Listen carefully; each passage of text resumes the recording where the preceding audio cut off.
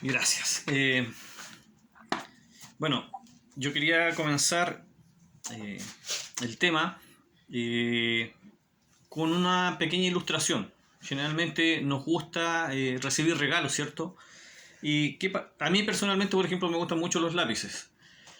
Por ejemplo, este fue un regalo que yo recibí una vez. Cuando uno lo abre, cuando uno recibe un regalo que espera, no sé, o una sorpresa incluso, uno con mucho cuidado trata de no romper mucho el papel de regalo tal vez, eh, abre la caja y encuentra el regalo que viene. Pero la lógica nos dice de que nosotros dejamos la caja y tomamos el regalo. La ilustración que quiero es que nosotros dejamos el regalo a un lado y empezamos a hacerle cariño a la caja. No tiene ninguna lógica, ¿cierto? Con respecto a eso, es lo que siento que muchas veces sucede cuando se habla acerca del saludo, por ejemplo, que citó la hermana en la tercera de Juan. Cuando se le envió esta carta a Gallo, era un cristiano que era muy hospitalario, que daba ayuda a su congregación, a los misioneros incluso que venían, él los recibía a todos. Incluso por eso es que en la carta se le da consejo de que cuidado con algunos que estaban llegando y que no estaban dando una buena guía a la iglesia. Y como decía el texto, se le desea prosperidad a Gallo, como iba prosperando su alma, incluso con salud también se menciona.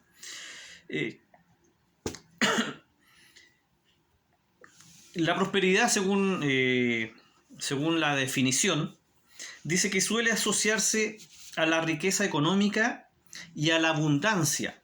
De hecho, muchos hemos escuchado esta predicación de prosperidad, que si usted es cristiano va a tener mucha prosperidad y que declare la prosperidad y prosperidad para todos lados, pensando o aplicándolo al crecimiento económico. Pero dice también en cuanto a la prosperidad, la cantidad de riqueza o dinero que puede considerarse como abundante. Pero aclara, sin embargo, esto es algo subjetivo. ¿Por qué subjetivo? Porque, por ejemplo, si yo estoy en un grupo de personas que ganan 100.000 pesos y alguien me desea prosperidad y empiezo a ganar 150.000, soy próspero para ese grupo que gana 100.000. Pero ¿qué pasa conmigo en relación a otro grupo que gana 1.000.000? No estoy a lo mejor siendo tan próspero como ellos tendrían la visión. Es por eso que consideré necesario que analizáramos la prosperidad desde otro punto de vista y no solamente desde el económico.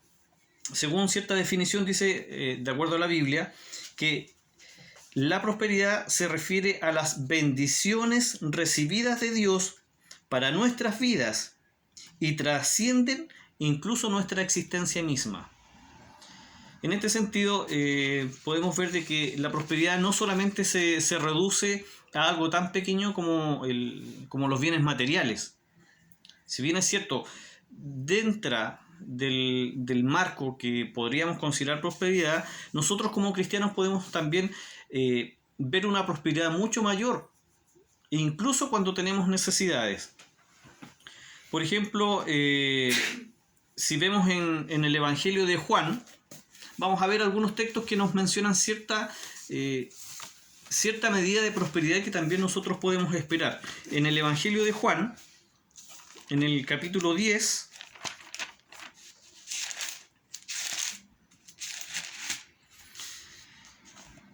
Juan capítulo 10, versículo 10 dice: el ladrón no viene sino para hurtar y matar y destruir. Yo he venido para que tengan vida, y aquí está lo destacable, y para que la tengan en abundancia. Aquí Jesús estaba hablando de que nosotros podemos tener vida siguiendo el camino que Él nos daba, pero no solamente vida, sino que dice vida en abundancia. A veces, si nosotros en nuestra visión humana, si deseamos vivir mucho tiempo, empezamos a cuestionarnos, bueno, yo voy a vivir tantos años, voy a tener problemas de salud, voy a empezar a ver poco, voy a tener problemas con la presión. Entonces, el decir que voy a tener una vida tan larga puede que no sea tan bueno. Pero si nosotros analizamos este mensaje de Jesús bajo la sombra que Dios nos da, incluso una vida eterna, nos habla la Biblia que nosotros vamos a tener cerca de Dios. Entonces, ahí podemos asemejarnos a la ilustración de la caja de regalo.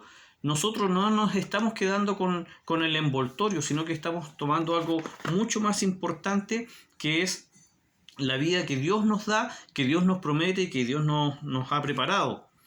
Otro aspecto también de la abundancia que nosotros, o de la prosperidad que nosotros podríamos ver, es el que habla en 2 de Tesalonicenses.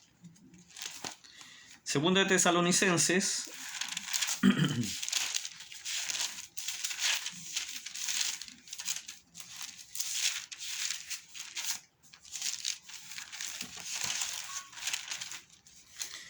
en el capítulo 1, en el versículo 3, dice: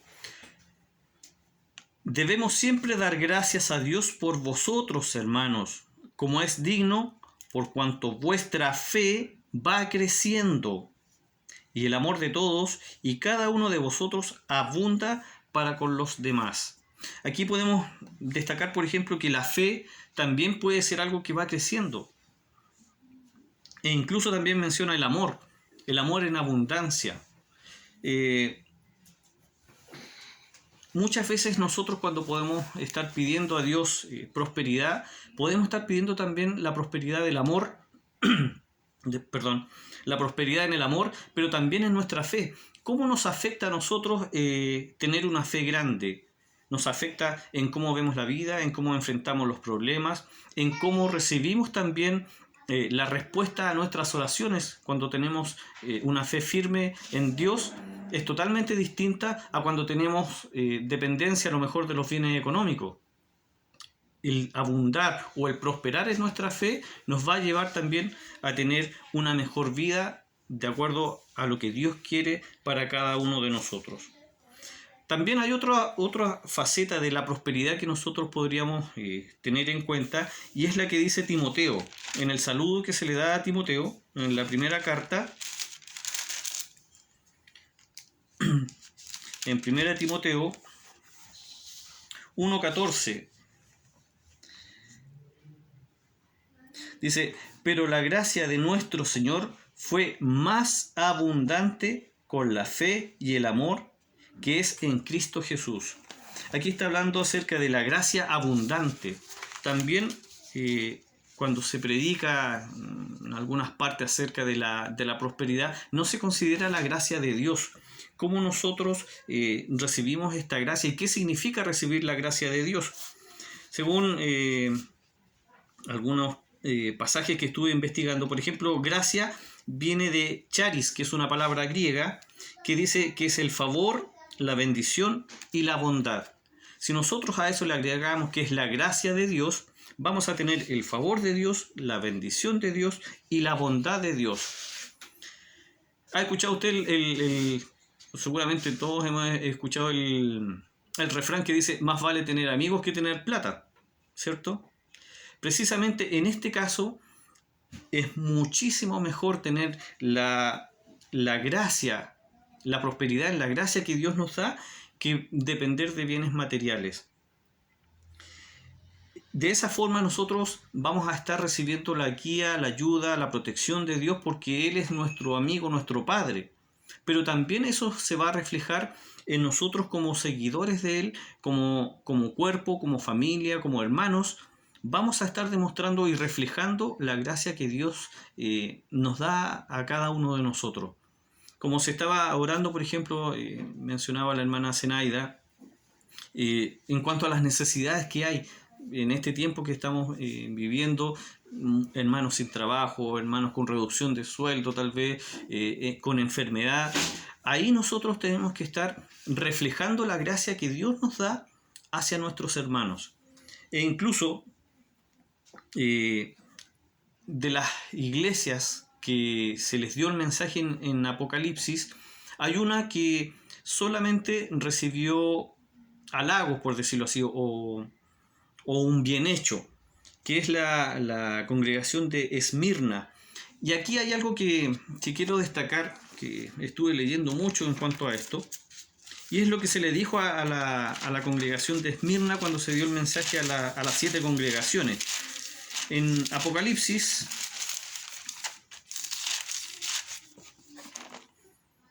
en el capítulo 2, en el versículo 9, junto con hacer su presentación hacia la iglesia, dice: yo conozco tus obras y tu tribulación y tu pobreza, pero entre paréntesis agrega: pero tú eres rico. Y la blasfemia de los que se dicen ser judíos y no lo son, sino sinagoga de Satanás.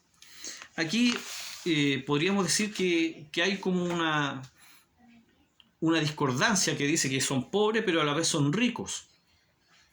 Esmirna era una de las congregaciones o de las ciudades que estaban en Macedonia. Y me puse a mirar el mapa y en Macedonia había 3 ciudades, digamos que importantes, que era la de... era la de Berea, era la de Tesalónica y la de Colosa, si no me equivoco. Y en esos, estas congregaciones recibieron el mensaje de los apóstoles, de los misioneros que llegaban, pero estas eran congregaciones pobres. Y cuando hubo problemas en Jerusalén, cuando tuvieron que huir del asedio romano y empezó a haber hambre y empezó a haber escasez para incluso los cristianos que se quedaron en Jerusalén, estas congregaciones, a pesar de ser pobres, fueron los primeros que saltaron en querer ayudar a sus hermanos. Y eso fue el ejemplo que aquí se está viendo, que ellos, a pesar de ser pobres económicamente, fueron ricos en realidad a la vista de Dios por su generosidad y por querer transmitir la gracia que Dios les estaba dando a ellos. Esa gracia también el apóstol Pablo quiso que otras congregaciones la pudieran imitar. Y por ejemplo a los Corintios, que era una ciudad mucho más importante, mucho más grande, mejor económicamente, Pablo tuvo que darles el consejo de que ellos imitaran a los hermanos de estas ciudades pobres para ayudar a sus hermanos. En 2 de Corintios, segunda a los Corintios, en el capítulo 8, en el versículo 2, empieza con el 1 diciendo: asimismo, hermanos, os hacemos saber la gracia de Dios que se ha dado a las iglesias de Macedonia. Aquí estaba incluida Esmirna y estaba Berea, por ejemplo. Dice que en grande prueba de tribulación, la abundancia de su gozo y su profunda pobreza, nuevamente lo menciona, abundaron en riquezas de su generosidad. Aquí los hermanos de Macedonia, como varias ciudades, están dando el ejemplo de que a veces, incluso cuando nosotros tenemos necesidades, podemos reflejar aún así la gracia que Dios nos da, la bendición que Dios nos da. Y como iglesia, el trabajo que se ha estado haciendo nos motiva también a nosotros a seguir el ejemplo tanto de nuestros hermanos dentro de nuestra iglesia, como también los ejemplos bíblicos que tenemos de cristianos que, a pesar de estar en estrechez económica, ellos por su corazón, por la motivación que Dios les daba, daban generosamente. Ese ejemplo nos puede llevar a ver también de que nuestra prosperidad no solamente se tiene que encasillar en algo económico, sino que nuestra prosperidad puede reflejarse, como vimos, en la fe, en el amor, en la generosidad, en la gracia que Dios nos da a cada uno de nosotros.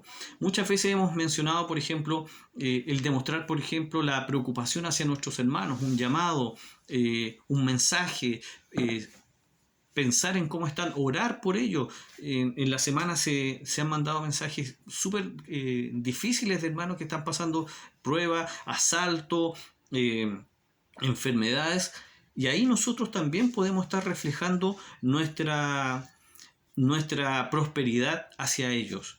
Ese ejemplo que sale en la Biblia y ese ejemplo que incluso nosotros podemos ver en nuestra época es algo que debemos seguir. Jesús dijo que nosotros podíamos tener una vida en abundancia si nosotros lo seguíamos a Él. Y esa vida en abundancia incluso en este tiempo se puede estar viviendo. El poder recibir la alegría del saludo de los hermanos, como estamos viendo por cámara, el poder escucharnos, eso demuestra que nosotros estamos siguiendo el camino que Dios quiere que sigamos, pero no nos debemos morir o dormir en los laureles, sino que debemos estar analizándonos. ¿Estamos reflejando de todo corazón la generosidad, la prosperidad que Dios quiere de nuestra parte y no solamente económicamente? Hay momentos de necesidad en que sí debemos motivarnos a apoyar a nuestros hermanos, pero debe ser en todo sentido, en todo aspecto, preocuparnos por nuestros hermanos, preocuparnos de su bienestar emocional, por ejemplo. Los jóvenes, ¿cómo se sienten en este momento? Veíamos la vez, el año pasado, por ejemplo, como cuando estaban preocupados por los desafíos que venían de universidad, jóvenes que empiezan a trabajar. Ellos también necesitan de nuestro apoyo, de nuestro consejo muchas veces, de nuestras oraciones, de nuestro estímulo. Y como estábamos comentando poquito antes de comenzar la reunión, que estamos viendo un curso con el hermano John, se recalca mucho el tener un contacto sincero con los hermanos, conocer a nuestros hermanos, saber sus antecedentes en el sentido de su familia, cuáles son sus metas. Eso va a estar demostrando que nosotros estamos reflejando la mentalidad de Cristo, estamos compartiendo la generosidad que Él nos da. Hay un pasaje que quiero que veamos más detalladamente, que es el de Mateo. En Mateo capítulo 6,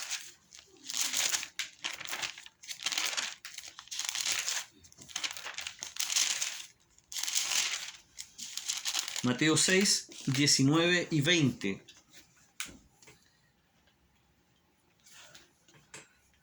Dice, bajo el subtítulo Tesoros en el cielo: no os hagáis tesoros en la tierra, donde la polilla y el orín corrompen, y donde ladrones minan y hurtan, sino haceos tesoros en el cielo, donde ni la polilla ni el orín corrompen, y donde ladrones no minan ni hurtan.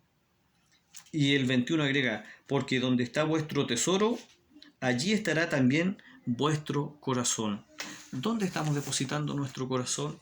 En las preocupaciones económicas solamente. No estoy diciendo que es algo que no debe importarnos, pero no debe ocupar la mayor importancia, porque la vida del cristiano abarca muchas cosas, como vimos: la fe, el amor, la preocupación por los hermanos, la gracia que Dios nos da, y que no solamente debe ser algo que nosotros recibimos, sino que también debemos compartir, como decía la hermana Zenaida, con los vecinos, que ellos vean que nosotros estamos en paz porque tenemos a un Dios que está por sobre las circunstancias que estamos viviendo en este tiempo.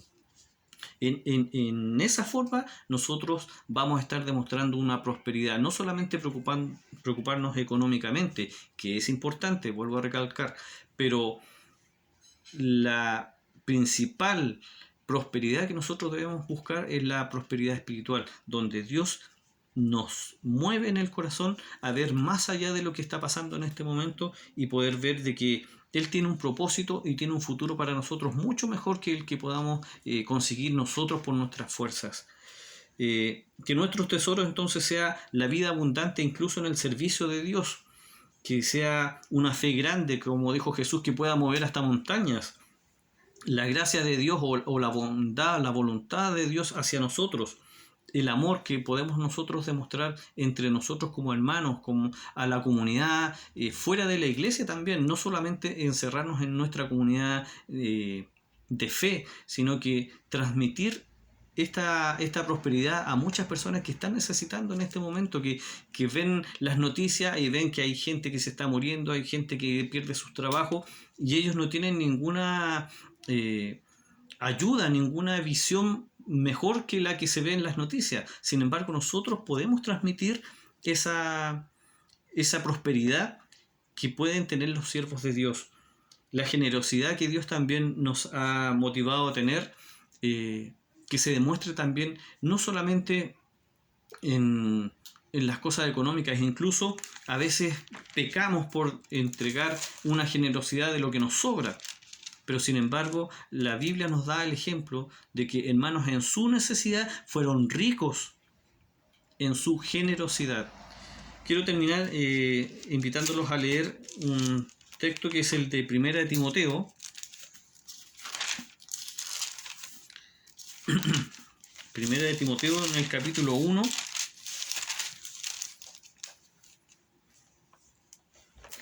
En el versículo 5.